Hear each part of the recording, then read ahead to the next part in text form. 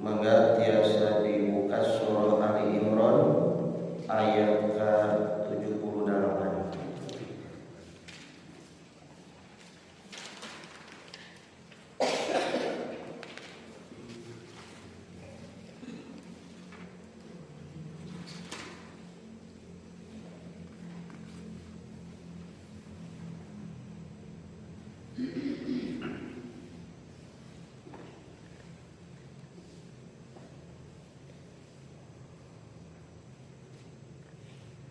A'udzu billahi minasy syaithanir rajim. A'udzu billahi minasy syaithanir rajim. Wa inna minhum la fariqan yalmuna alsinatahum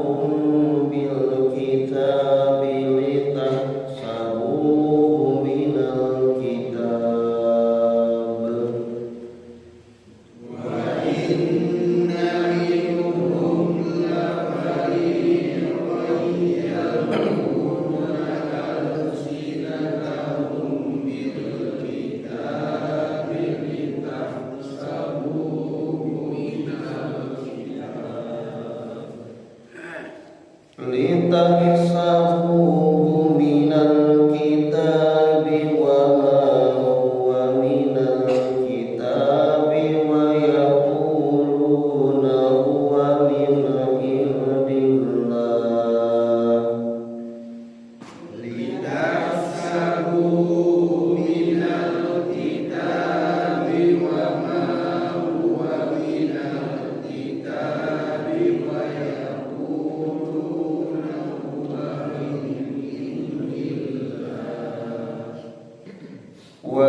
ويقولون هو من عند الله وما هو من عند الله ويقولون على الله الكذب وهم يعلمون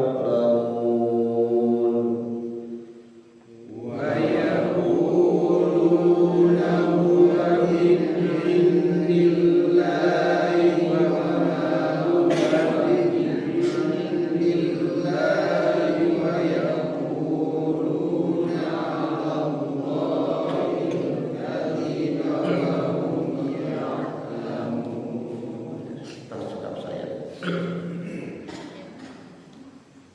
wa inna dan sesungguhnya minhum dari sebagian mereka la fariqan benar-benar ada sekelompok yalbuna alsinatahum mereka memutar-mutar lidah mereka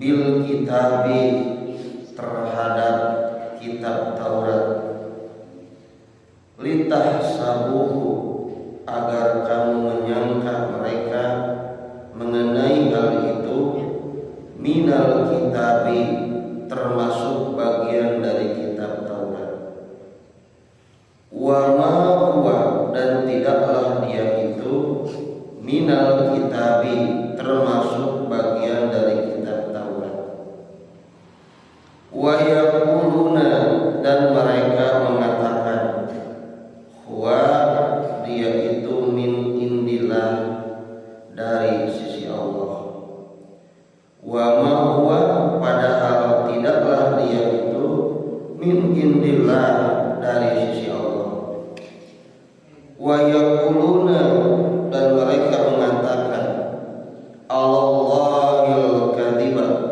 kedustaan atas nama Allah wa hum ya'lamun sedangkan mereka sendiri mengetahuinya.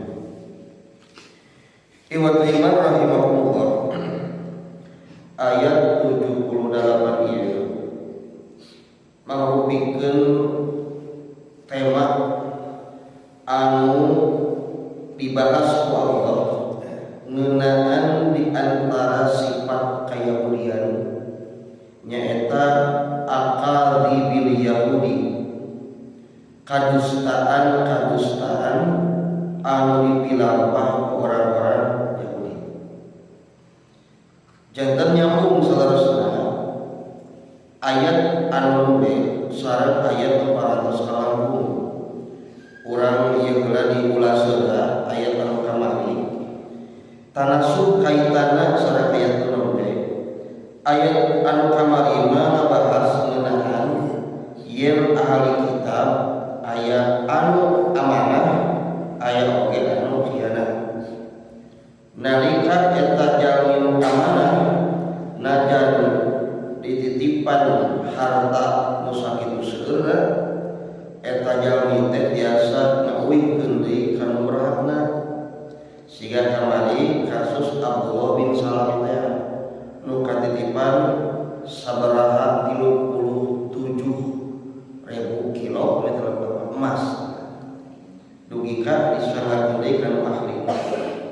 Tapi aya oge kasus seueuran orang ahli kitab nalika diamanahan ku sabaraha artos dinar malah teu karasa ngawihkeun dihak ku aranjeunna dugika tiasa ngawihkeun teh lamun ditatagih gitu. Nah ku hal eta teh gaduh alasan margi kanggo ahli kitab orang Yahudi manehna boga kakawasaan nalika ngarampas golongan di bangsa Arab gitu. Kamu teu bahas aya oge anu ngajual belikeun sumpah atas nama Allah ku harga anu murah. Nah ternyata ayat anu ayeuna urang dibahas ieu masih kaitan sareng sifat kayahudian. Kamari mah khianat aya nama al-kidbu nyaeta kadustaan. Jadi al-kidbu mah salat dina asidku. Ari asidku mah jujur. Sawang surat yang jujur bohong al-kidbu. Nah ari asidku mah sifat seorang mukmin kudu dijaga. Upami al-kidbu sifat kayahudian nu tong dituturkeun ke orang mukmin al-kidbu. Al-kidbu teh naon atunya? Nyarios adalah berbuat tidak sesuai dengan kenyataan. Nah, dina ayat ieu naon anu sifat al-kidbuna Yahudi? Ku Allah disebutkeun di dieu wa inna minhum saestuna ti golongan maranehna Bani Israil laparikon bener-bener aya sakelompok alit yaluna alsinatahum anu muter-muter letah maranehna. Cina maksudna muter-muter Pak. Jadi bersilah lidah, bersilah lidah. Gitu wadul gitu. Da biasana ahli wadul mah bohong masuk di depan wadul deui, kurahul deui. Jadi wadul, gedebul, rahul eta keneh para saudara. Dan itu merupakan sifat keyahudian anu Allah disebutkeun. Nu mana ngawadul ngabohong teh dina sikap maranehna, muter-muter leta bil kitabi ngeunaan teu si kitab Taurat gitu.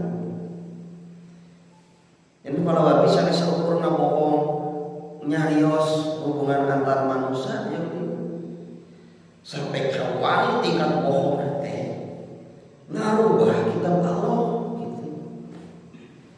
Ada ukur bohong hubungan kepada manusia mah ya itu sifat tercela, misalnya memang tercela cuma tidak seberat ngabohong atas nama agama nu mana ngabubah isi kitab Taurat. Logika maranehna ngarubah-ubah kitu teh aya tujuan litah sabuhu minal kitabi supaya orang-orang mukmin, orang-orang muslim nyangka kamaranehna sikap kitu teh bener saudara diomongkeun manehna teh tina kitab Taurat. Jadi Taurat teh teu dibaca sesungguhna, dimodif, dirubah. kita ayat tabdil, ayat tahrif.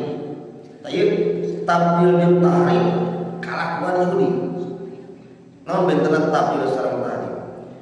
Ari tahrif mah ngarobah-robah, ngareka-reka hukum ayeuna Taurat dirubah-rubah. Ari tabdil mah ngagentos. Beda ngagentos jeung ngareka-reka. Jadi lamun ieu mah dina sifat orang mukmin mah siga pagawean bid'ah. Nah, bid'ah teh aya dua kemungkinan. Ngareka-reka anu geus aya jeung memang eueuh ti dituna bid'ah. Sapatos kieu. Kenging teh salat subuh 4 rakaat. Mana dalil nu nyarek kan sakitu alasanna teh.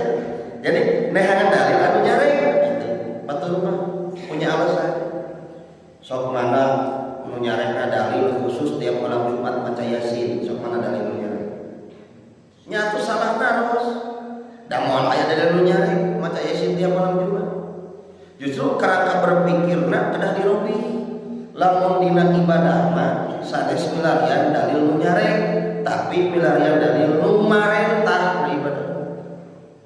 Jadi kita aya ibadah, aya duniawiyah. Sok rabetna kieu Pak praraos. Al ibadah maiti konsepna teh. Ibadah mah kudu goer makulil makna. Ye poyana kedah dikiatan ieu teh tahu lebih kaidah urang ieu. Ibadah mah kedah goer makulil makna. Wajib teu kahartos ku akal itu ibadah. Contohna nah urang salat kudu mayun ka kiblat Masjidil Haram. Emang aya nu Masjidil Haram? Tatong laros kitu. Tuluy anu di Masjidil Haram kiblatna ka mana? Ka'bah. Aya naon Ka'bah? Tong laros kitu. Dan teu kahartos. Terus atahiyat yuharrikuha digerak-gerak. Tah tong laros ibadah mah teu kahartos gitu. Macam itu teh digerak-gerakkan teh urang cenah kudu gerak ngaco aya tafsir gadinya. Da ibadahna tuturkeun nabi teu kahartos ibadah. Nah, upami dina kaduniaan kudu makulul makna beda. Dina kaduniaan mah kudu kahartos. Benten lamun ibadah mah kudu teu kahartos. Dunia mah kudu kahartos. Seperti contohnya Ari berobat ke dunia sanes, ke dunia berobat. Nah, naon bentengna sumping ka dukun jeung sumping ka dokter. Dan nyebatkeun kieu sami-sami eta teh sare. Kan gitu rata-rata Jawa teh. Oh, bapak ge cenah da ka dokter idik almawa mah putrana nya Dorwita. Eta mah cenah da sami sare. Bapak jeung ngarek abdi geus kadukun syariat teh. Jadi kaduniaan nyebutkeun syariat jona. Tah lamun taya kaidah ieu urang bakal bingung. Dunia mah kudu mana? Kudu kaharti.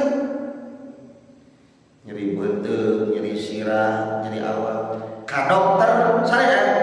Nah, kaharti da ahli di bidangna. Makulul mah bari kan lamun urang teu damang ge teu rasul teu damang naon. Lamun dugi kaparna teu damangna. Spekna tinggi itu teu damangna abot. Dokterna ge dokter umum. Spesialis dokterna kan gitu. Ayeuna spesialis rheumatoid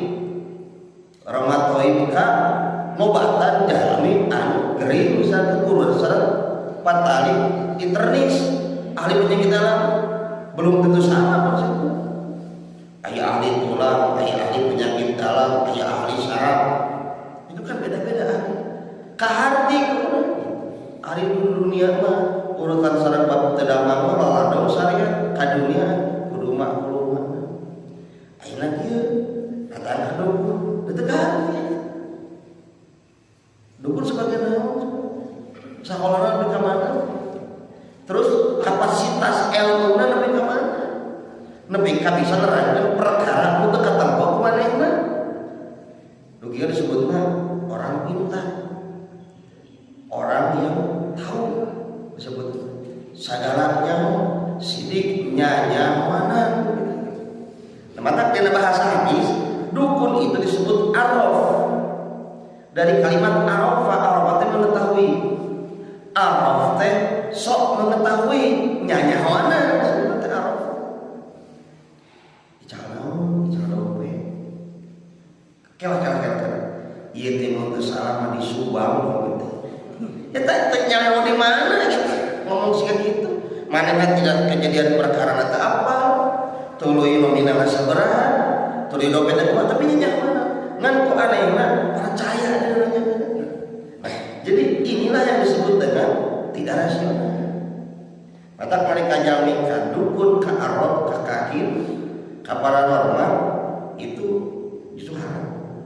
Karena disarain Allah Rasul tumali sareng lamun nanya ka dukun suatu pertanyaan lalu membenarkan apa yang diucapkan itu teh moal diterima salatna 40 poe 20 peuting.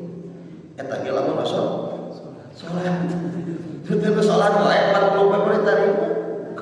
Kerek sakalina ros lamun 3 kali nya kali berkali 4 insyaallah. Tayyi wa tayyib rahimahullah kudu kahartos ka dunia gitu.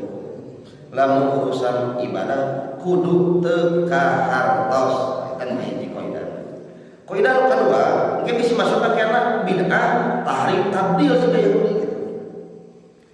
Yang kedua, ari ibadah al aslu fil ibadati al mutlaq at-tauqif. Ibadah mah pokok dasarna cicing tong migawe naon. Jadi orang teh kenging udah tahu hatta yakuma dalilun ala amri sehingga aya dalil pemerintah itu ibadah. Jadi ibadah mah sesemiran aya dalil nyari mana dalil pemerintah. Sanes kieu naon dalil nyari mah geus teu aya ya sinan tiap malam Jumat. Tibalik kuduna mana dalil pemerintahkeun kudu malam Jumat ya sinan.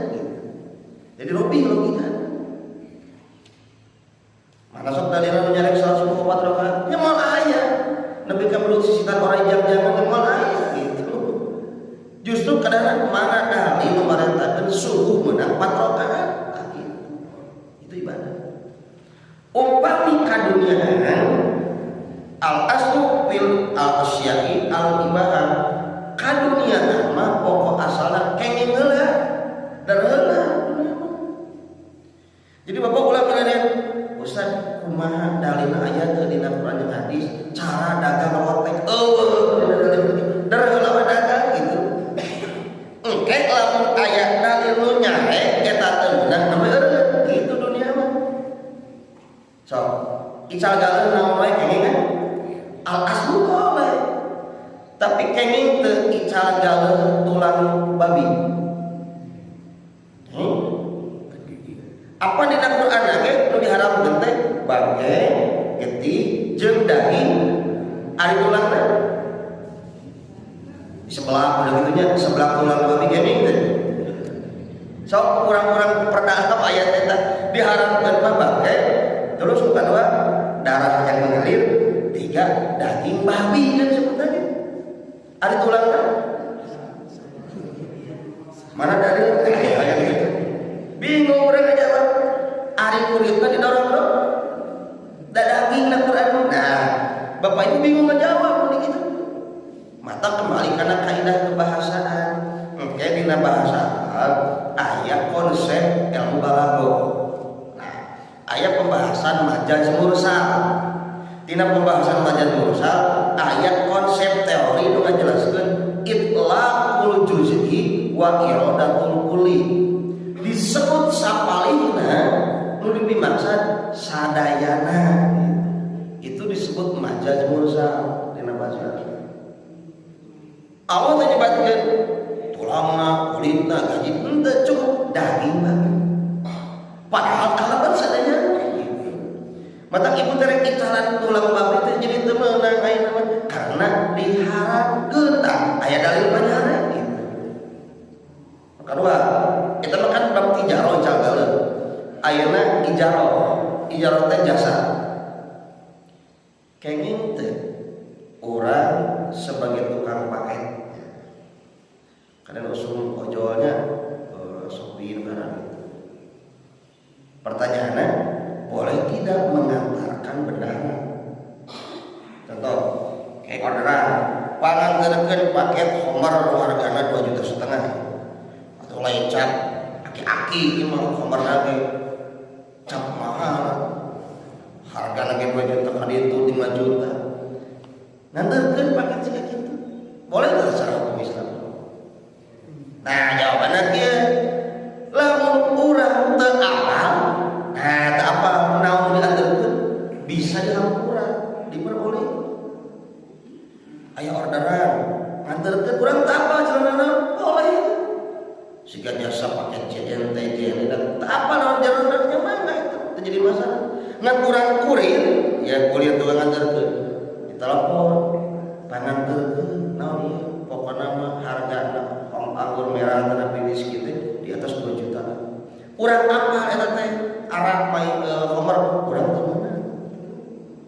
Mantap iki sejauh mana menanggung apa jeung kana paket di jalana. Marga aya ada khusus nu ngaranna Homer mah nu dilakna teh nu eueutna, nu meresna, nu nganterkeunna meunang. Kababan halina Homer. Anu meres produsen, anu ngepak, anu ngodisikeun, nu nganterkeun, nu nyicikeun mun minum samiara. Atak punten upami nu damel di perhotelan, angsa jemaah harus ayeuna sebagai barista koper SOP tugasna mening. Mening barista kopi gitu. Mun tukang nyicikeun nomor, haram kerja di. Tapi selain eta mah bebas. Misalkan housekeeping bagian bersih kamar hotel bebas, tapi lamun di barna tukang nyicikeun bab gitu wah haram eta mah aya dalil gitu. Mata kadunyaan mah ge aya dalil nu nyarek ulah salah minta aya dalil dar bela. Terus pertanyaanna nu kadua mah loba rada menungki kamari di manyan teh. Ustaz cenah eta mah nganterkeun kamar jelasnya haram da. Kumaha cenah lamun nganterkeun bondon tapi itu tukang ojol dan pikir PSK. Nah, cak abdi di warung ge nganterkeun jalmi mah tong dipeulaan sudon anterkeun. Bonteng rek meuli puyer bintang 7 teh ke warung anterkeun we. Ulah jo sudon rek saritem tong makanannya kitu. Dar ngingkingna jama ka tujuan urang tong ka sudon anterkeun. Kecuali urang apa? Sekitar rek adinya. Langganan haram karena orang harus apal mengenai naon maksudnya. Teta kaduniaan di agama mah benten kaidah.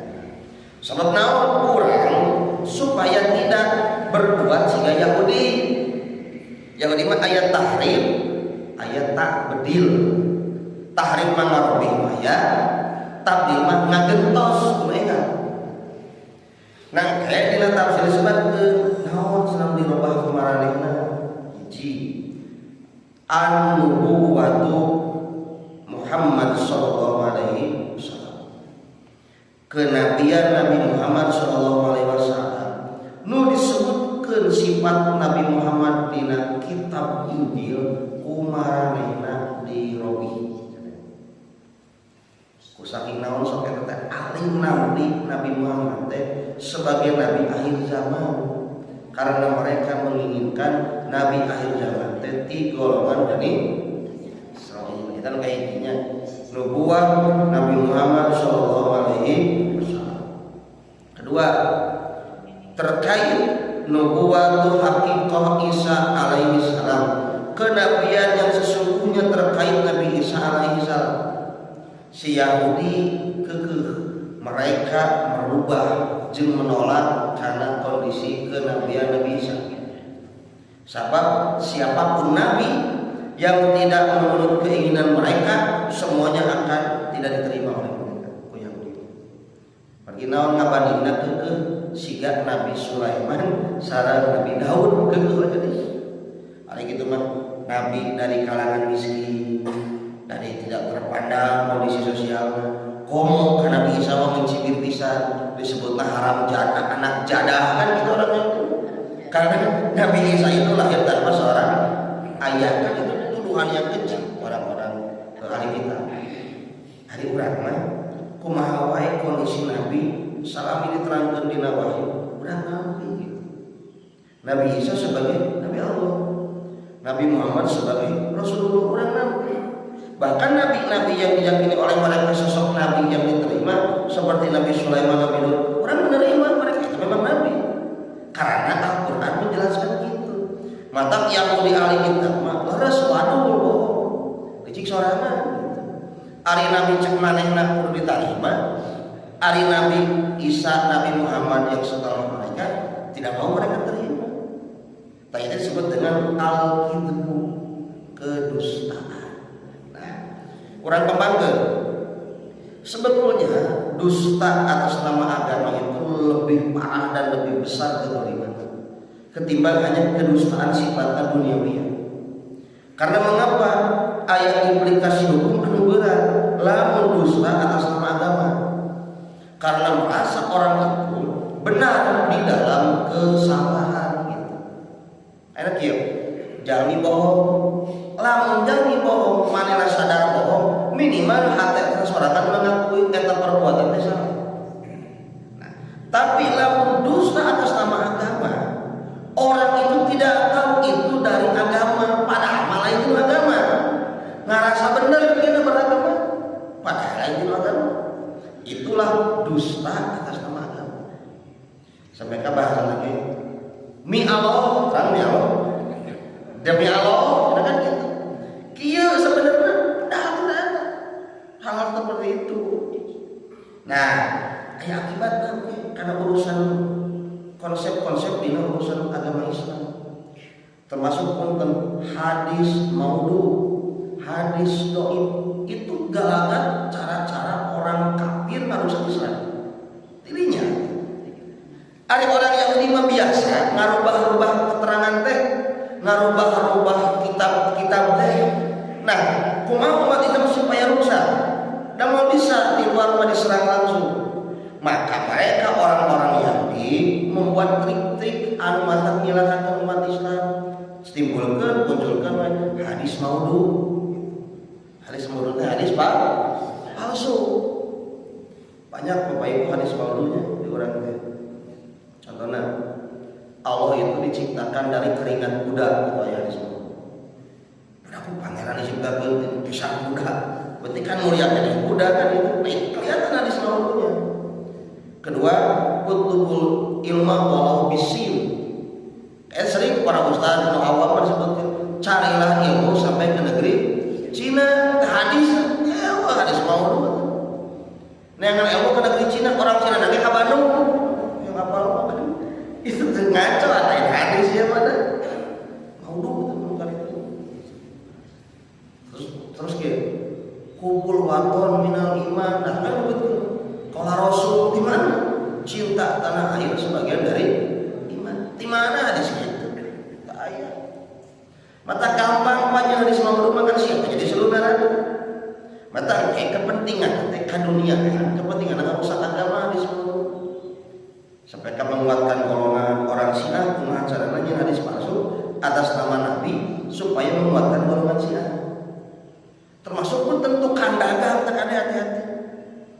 Dulu ayat hadis palsu tujuannya dibuat untuk kasar. Contohnya punten, lamun ical galuh gorengan, kan atas nama Rasul bisa singsa beli gorengan balap-balap. Dakhalal jannah misalnya, pasti asup ke surga tanpa hisab kan bisa. Man akala balap-balap, dakhalal jannah tak bighairi hisab. Lamun muslimat, bener dah bahasa Arab, hadis kan gitu ya. Mata kula sembarang Arab diterima hadis, udah kudu aya ilmu gitu. Nah di batur mah kitu dikukut. Jamaah apa?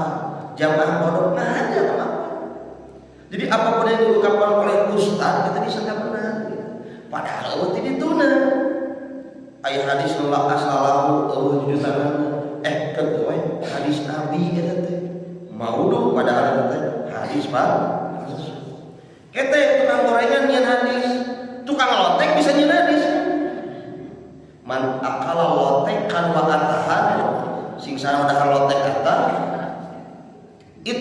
minan nar, jauh dari sana neraka. Wah, jeung kudu meuli lotek mah gitu nya. Jadi we dibenturkeun tukang kasap lotek dengan atas nama hadis palsu. Banyak bukan di kitab-kitab hadis palsu. Jadi hadis ka mana rupana? Tujuanna dagang. Aya tujuanna tazalu ilal muka. Tujuan hadis palsu teh ingin menjilat para penguasa. Urang main partai. Kira-kira orang yang hadis. Wala taqrabaha di syajarah. Kan aya Quran gitu. Teu meunang ngadeukeutan tangkal ieu mata tok asup golkar. Aya tatangkalan teu kada lalakora. Ari Rasul menyebatkeun al-ma'u tahurun al-hilu maitatu. Nu ngaranna cai laut mah suci caina halal bangke. Ari cai laut teh naon? Warnana biru. Mata kalau salah pilih partai warna biru. Tah kita bakal hari itu atazalu ila muka. Nyian hadis teh menguatkan partai kelompok asobian mereka. Ayatnya di kitab-kitab hadis maulud termasuk kebohongan-kebohongan kita sengaja mereka buat ingin membiaskan hukum dalam Islam. Nah untung kurang mah kali itu teh kaos. Jadi dipisah di pulang ini mana hadis maulud, mana hadis dhaif, mana hadis sahih urang gitu kan. Terus aya di ramu hadis. Kata mereka dhaif ge. Aja urang mah sakit tuh hadis ge dhaif mah bisa diamal. Mereka menyangka dhaif hadis da urang mah teu bisa nyian hadis gitu. Cek saha urang menang nyian hadis, da hadis mah kedah ti Nabi gitu kan. Nah, inilah yang disebut dengan tahrif wa tabdil yang selalu dilakukan oleh orang-orang Yahudi. Nah, Ibnu Taimiyah rahimahullah, Allah disinggung sekelompok orang itu sahawae dina tafsirna. Disebutkan dalam kitab tafsir bahwa mereka itu adalah 3 orangnya dina tafsirna. Di antaranya adalah Ka'ab al-Ashraf. Mereka itu orang yang selalu merubah kitab Taurat. Kedua Malik bin Shu'aib sami orang ahli kitab mengarubah kitab Taurat.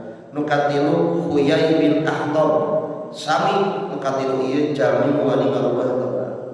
Jadi Ka'ab bin al-Ashraf, 2 Malik bin Shu'aib, 3 Huyai bin Akhtab.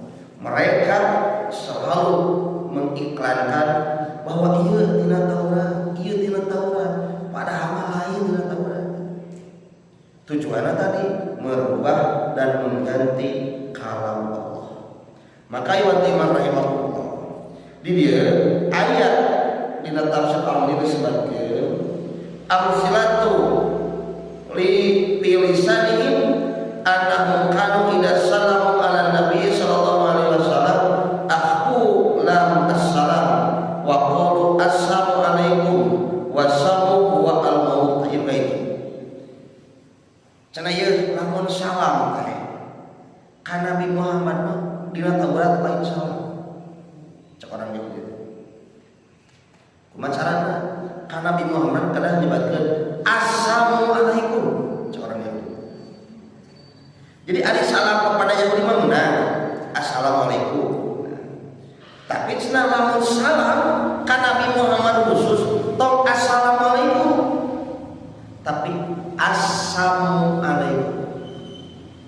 Tah ieu teh saur para ulama assalamualaikum arti salam itu huwa al-maut. Maksudna kebinasaan jeung sila maut. Mata orang Yahudi ngucapkeun salam ka orang Islam ka Nabi Muhammad wae kudu assalamualaikum. Komo ka umatna. Begitulah pertanyaan orang muslim ka Nabi Muhammad, para sahabat, kumaha cenah lamun aya orang kafir mieulaan salam. Ku Nabi diwalar, cukup kalian menjawab wa alaika saja. Wa alaika. Tapi dia awalnya begitu, tidak kasus dia. Jadi si Yahudi, si orang kafir, malamun ka orang Islam ka Nabi Muhammad, assalamualaikum. Padahal lain salam, tapi ngadoakeun kabinasaan. Assalamualaikum. Urang mah kan assalamualaikum. Ieu mah assalamualaikum. Jadi ta'ayun ulama dina lapan assalam teh. Kadang nama salam aya sin lam mim. Ieu mah jadi asamu asin tambah alif mim gitu. Teu ulang. Asamu artina binasa. Teu kumaha lamun urang kafir kitu wahai Rasulullah, saur Nabi waalaikum. Mudah-mudahan balik ajeun gitu artina waalaikum. Ulah dijawab kurang waalaikumsalam warahmatullahi taala ulah kayak gitu kan. Teu aya contohna gitu. Ngajak salam orang kafir tidak ada. Kan sok aya di Merauke. Kan aya tadi tersebut orang Batak non musyaban non muslim gitu. Si mbana sok deketan umat Islam. Jadi selamat hari raya kadang salam assalamualaikum kemana ya teh tadi kan begitu mah tong dijawab waalaikum gitu walaupun apa kesina assalamu dan bagi naon imam kondisina orang kafir ngucapkeun imam atas nama toleransi orang ulah terus itu menyebutkan selamat hari raya orang kan perlu menyebutkan selamat hari Natal atas dasar toleransi nggak bisa akidah mah tidak bisa dicampur aduk. Kita mengucapkan selamat gitu kan, ngadoakan selamat itu gak bisa kepada orang kafir. Kecuali dina WA assalamualaikum ngomong gitu kan. Buat umat Islam ge dina WA mah tong salam kan gitu. Kadahana kubis bismillah. Kita ngarebet kana hukum tulis menulis. Lamun urang kada mau kondangan nya Bapak Ibu hajat pada hitanan pada nikah mun nanging ilmu mah katinggal kondangan teh make salam gitu. Imam diborong assalamualaikum warahmatullahi bismillah ya kan tos we bismillahirrahmanirrahim ku saya apa nusa jeung saya hormat tukang cetak kondangan nyarios urang memperkiri tinta mereka hartieun gitu kudu make assalamualaikum gitu pacenah teu ilahan bios kan aya dalil aya surat mah kada bismillah dina bawah Rasul menyebutkan bismillah. Nalika nyerat surat karaja Heraklan. Nah gitu Bapak Ibunya jadi kasus ieu teh assalamualaikum. Salajengna ieu Imam rahimahullah dina hal ieu at-tahrif wa tabdil minat Taurat wal Injil nyaeta mereka merubah hukum-hukum aya dina kitab Taurat jeung Injil terkait hukum-hukum urusan haram halal dina robah. Riba halal itu jauh deh. Munafik sirik riba mah zina jadi mana asal dasarnya suka sama suka di mana hukum itu suka sama suka jadi mana haram ya tak usiah di modif itu teh usiah teh disebut nikah mut'ah awas nikah kontraknya nyari jago dinas dan keluar kotaan mah asumsi bagi betah jauh di istri jauh di bojo kan celeng ke Pangandaran saminggu menangkan orang Pangandaran itu orang siapa di minggu tak beri mahar 2 gram enggak setiap minggu di orang Pangandaran isu mah dinas ke Sumatera jauh orang Sumatera ngerasa ibadah naon bedana jeung PSK gitu kan. Inilah sebenarnya nikah mut'ah versi Syiah. Tidak ada saksi, tidak perlu wali, cukup ijab akan ke orang bersangkutan, jeung merebahna ke orang bersangkutan. Itu nikah mut'ah di mana? Misalkan kacewena nyebut putih, abdi menikahi putih seminggu, tak maharna 2 gram emas. Si putih itu orang Syiah nerima. Mohon abdi nabi ayo atuh terus gitu kan beda aja jeung eta teh nu disaritem gitu kan beda gitu mah sok gerak berapa nikah gitu cing lamun putra kumaha ketemu eta teh cing lamun putra kumaha anak bingung atuh sedangkan kita si awewe eta menikah mut'ah dengan laki-laki yang banyak akhirnya orang Pamekaran isunya orang Subang isunya orang Bandung semakin loba nikah semakin mulia kan gitu dan tidak siapa Sekali mu'an derajatnya sekian, 3 kali sekian, bahkan semakin sering bisa ma'al kiramin baror, setingkat dengan mulianya para malaikat gitu. Nah, harus parah ya. Ieu dusta atas nama agama, nikah mut'ah. Terus di Syiah ayat takiyah. Jika namun Bapak Ibu takiyah, takiyah teh kamuflase, lolondokan. Mata orang Syiah mah lamun ngagabung jeung urang, siga urang wae, teu bisa dipisah. Lamun ngagabung jeung batu, siga batu. Orang Syiah disebutna takiyah. Takiyah. Takiyah itu kamuflase lolondokan. Tak eta teh cenah aya dalil Al-Qur'an, inna akramakum indallahi atqakum. Kudu nama kan sesungguhnya yang paling mulia di antara kalian yang paling takwa. Tajak orang kiamat, sesungguhnya yang paling mulia di antara kalian yang paling takiyah gitu katanya. Dirobah orang kiamat. Ngeri bagaimana? Tak ulah gitu umat Islam ayat tahrif sareng tahdil. Mudah-mudahan ieu contohnya kayamudian sifatna kabohong ku Allah dibuka teh supaya teu dituturkeun umat Islam karena ieu. Mata oke, sallallahu alaihi huwa min indillah wa ma huwa min indillah wa yaquluna Allahil katiba wa hum ya'lamun. Intina kadustaan atas nama Allah dina agama Allah. Aku qouli hada wa astaghfirullah li wa lakum.